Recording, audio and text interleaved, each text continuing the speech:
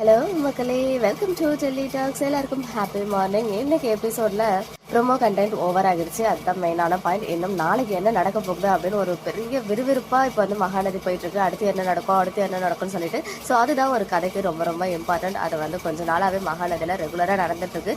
தூங்கும் போதே எப்படா 6 மணி ஆகும், அடுத்து என்ன சீன் வெயிட் பண்ணிட்டு இருக்கு அப்படின்னு சொல்லிட்டு ஒரு எக்ஸைட்மெண்ட்டை நம்ம எல்லார் மனசுலையும் கிரியேட் பண்ணிட்டு இருக்கு. ஸோ இது இல்லாமல் ஒரு சைடு இருக்க ஒரு பெரிய இஷ்யூ வந்து ஒரு ஃபேமிலியில் நடக்குதுன்னா ஒவ்வொருத்தவங்களுக்கும் ஒவ்வொரு பாயிண்ட் ஆஃப் வியூ இருக்கும். அவங்கவுங்க இடத்துல இருந்து யோசிக்கும் போது அது வந்து நியாயமாக படும். அதே மாதிரி தான் இவ்வளோ நாள் வந்து விஜய் அந்த கான்ட்ராக்ட் பற்றின விஷயத்த கொஞ்சம் கேர்லெஸ்ஸாக சீரியஸ்னஸ் இல்லாமல் இருந்தார். ஏன்னா அவர் மேலே எந்த ஒரு தப்பும் இல்லை. ஐ மீன் லைஃப்பை வந்து ஸ்டார்ட் பண்ணிட்டோம், 2 பேருமே வந்து அந்த கான்ட்ராக்டை பற்றி மறந்து நம்ம வந்து லைஃப்பை ஸ்டார்ட் பண்ணியாச்சு அப்படின்ற ஒரு விஷயத்தில் காவேரியை வந்து டேஸ்ட் பண்ணி பார்த்தாரு, பயமுறுத்தி பார்த்தாரு, அழ வச்சு பார்த்தாரு. பட் அது எல்லாம் எவ்வளோ பெரிய இம்பாக்டை கிரியேட் பண்ணியிருக்குன்றதை இப்போ வந்து மனுஷன் லைவாக பார்த்து புரிஞ்சுக்கிட்டாரு. ஈவன் தாத்தா வந்து அன்னைக்கு சொன்ன ஒவ்வொரு வார்த்தைகளும், நேற்று டைலாக்ஸ் இருந்துச்சு இல்லையா, நைட்டு கான்வர்சேஷன், ஒவ்வொரு வார்த்தைகளையும் அவர் வந்து ரியலைஸ் பண்ணி நம்ம எவ்வளோ பெரிய தப்பை வந்து பண்ணியிருக்கோம் அப்படின்றத புரிஞ்சுக்கிட்டாரு. அதாவது ஒருத்தவங்களுடைய ஃபீலிங்ஸோட நம்ம விளையாடிட்டோமே அப்படின்னு சொல்லி. ஸோ அந்த ஒரு கில்ட் ஃபீலிங், எல்லா தப்பையும் உணர்ந்துட்டேன் தாத்தா அப்படின்னு இன்னைக்கு காலைல வந்து சொல்கிறாரு. ஸோ தாத்தாவுமே இன்னைக்கு பேசின டைலாக் கூட சரி. ஸோ பாட்டியாவது இந்த மாதிரி கான்ட்ராக்டில் யார் போடுவா அப்படின்னு சொல்லி பேசும்போது ஈவன் பாட்டியுமே காவேரியை வந்து தப்பாக பேசுகிறாங்க. எனக்கு ஒரு விஷயம் புரியல. இந்த விஷயத்தில் இந்த கான்ட்ராக்ட் மேட்டரில் வந்து 2 பேர் மேலேயுமே தப்பு கிடையாது. 2 பேருமே அந்தந்த சூழ்நிலைக்கு ஏற்ற மாதிரி ஒரு டீல் பேசிக்கிட்டாங்களே தவிர்த்து அங்கே வந்து நான் வந்து எதையுமே ஒரு தப்பாக பார்க்க முடியல. ஏன்னா இப்போ விஜய் மேலே தப்புனா அந்த கான்ட்ராக்ட் போட்ட விஷயத்தில் காவேரி மேலேயும் தப்பு. ஸோ 2 பேருமே அவங்கவுங்க ஃபேமிலியோடைய ஹாப்பினஸ்க்காக தான் இந்த டீலை போட்டுக்கிட்டாங்களே தவிர்த்து அதில் கொஞ்சம் கூட செல்ஃபிஷ்னஸ் கிடையாது. ஏன்னா விஜயை பொறுத்த வரைக்கும் தாத்தா பாட்டி ஹாப்பியாக இருக்கணும் அப்படின்றதுக்காக ஜஸ்ட் நான் பணம் தரேன், நீ வந்து எனக்கு மேரேஜ் பண்ணி 1 வருஷம் நடிச்சு கொடு அப்படின்னு சொல்லிட்டு டீல் தான் பேசினாரே தவிர்த்து ஃபோர்ஸ் மேரேஜ்லாம் பண்ணலை. அவங்களுமே வந்து வேறு வழியே இல்லை, நம்ம ஃபேமிலி நர்மதாவை சேவ் பண்ணோம் அப்படின்ற ஒரு காரணத்துக்காக ஓகேன்னு சொல்லிட்டு ஃபஸ்ட்டு யோசிச்சாங்க. அதுக்கப்புறம் வேறு வழி இல்லாமல் அவங்களும் ஒத்துக்கிட்டாங்க. ஸோ 2 பேருமே டீல் பேசி இந்த மேரேஜ் லைஃப் போச்சு. பட் அதுக்கப்புறம் கடவுள் வந்து அவங்க வாழ்க்கையில் எவ்வளோ பெரிய விளையாட்டை விளையாடிட்டாரு. 2 பேருமே மனசார வாழ ஆரம்பிச்சிட்டாங்க, மனசார லவ் பண்ண ஆரம்பிச்சிட்டாங்க. எல்லாமே வந்து நடந்துருச்சு.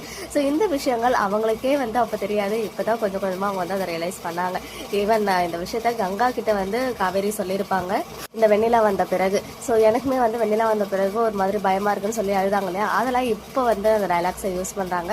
பட் காவேரி வந்து புரிஞ்சுக்கிறது, கங்கா வந்து புரிஞ்சுக்கிறது காவேரி நிஜமாவே லவ் பண்ணாங்க. பட் விஜய் தான் வெண்ணிலா வந்த பிறகு மாறிட்டாருன்னு. பட் குமரனுடைய பாயிண்ட் ஆஃப் வியூவில் எனக்கு ஒன்றுமே புரியல சொல்றதுக்கு.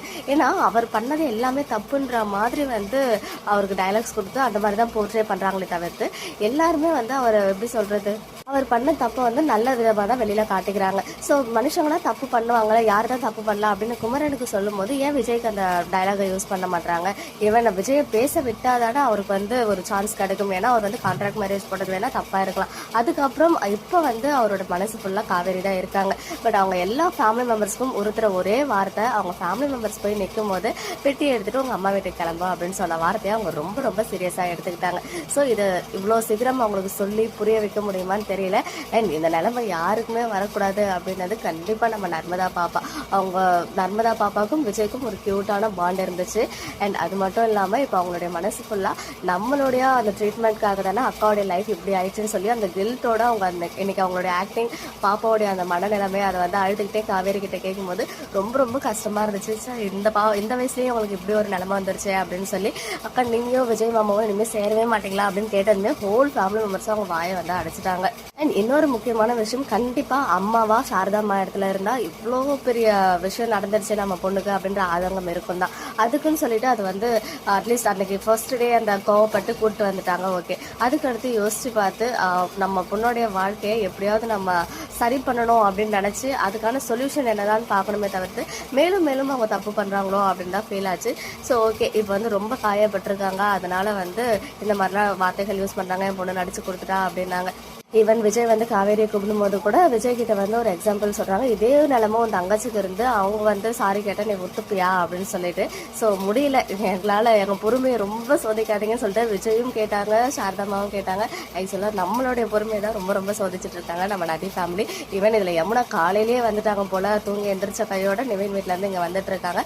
வந்து எல்லாருமே வந்து ஒரு மாதிரி எப்படி சொல்றது, இவ்வளோ நாளாக விஜய் பண்ணது எல்லாமே இந்த மாதிரி ஒரு சுச்சுவேஷன் வரும்போது நான் இவ்வளோ சொல்லி செஞ்சிருக்கனே அப்படின்னு சொல்லி காட்டுறதுக்காக தான் அப்படின்னு சொன்னதுமே எனக்கே மனசு வந்து சுக்குநூறாக உடஞ்சிருச்சு.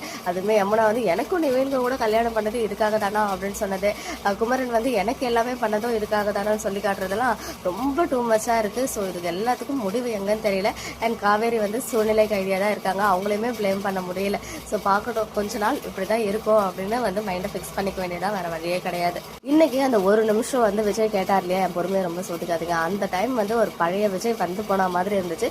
இனிமே விஜய் இதை எப்படி சமாளிக்க போறாரு, எப்படி இதை ப்ராப்ளமை வந்து சால்வ் பண்ண போறாரு அப்படின்றது தான் என்னுடைய கேள்வியாக இருக்குது. ஸோ உண்மையாகவே நதி ஃபேமிலி ரொம்ப ரொம்ப பண்ணுறாங்க. ஈவன் ஃபஸ்ட்டு அவங்க மேலே கொஞ்சம் நியாயம் இருக்குதா, இல்லைன்னு சொல்ல முடியாது. பட் அந்த மனுஷனை பேசவே விட மாட்டாங்க, பண்ணது எல்லாமே வந்து தப்பு அப்படின்ற மாதிரி ஒரே வார்த்தையில் முடிச்சிடுறாங்க.